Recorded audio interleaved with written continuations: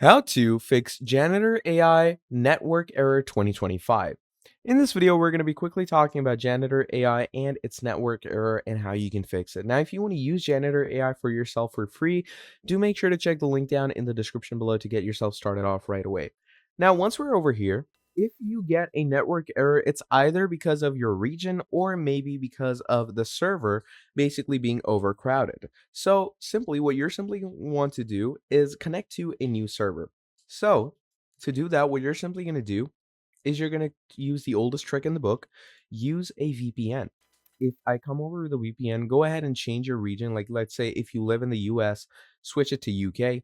And what you're going to do from here is you're going to turn your VPN on.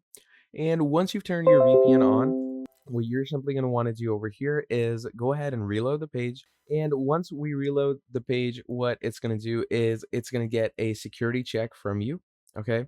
So we're simply going to wait for it to verify us. And once we are verified, as you can see, it's going to bring us right into it and you shouldn't get the network error again.